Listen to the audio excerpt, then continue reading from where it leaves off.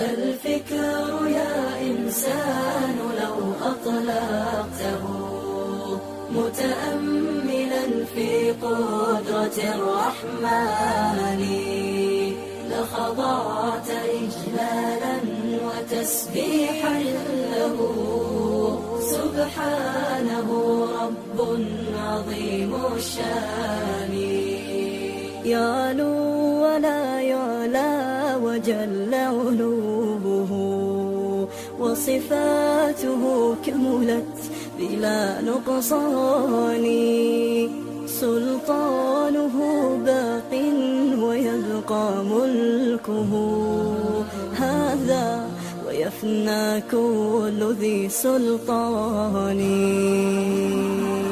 في كل شيء قد تكامل صنعه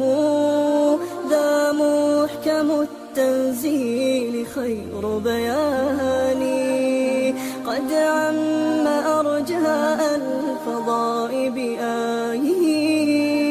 انظر ترى ما لا يصفه لساني هذه السماء تزينت بكواكب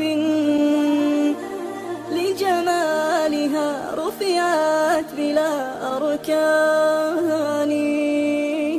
والريح تجري والسحاب بأمره يحيي بها ما مات من بلدان هذا ومن آياته تلك التي حملت بلا رجل ولا بهتان والكل جند للإله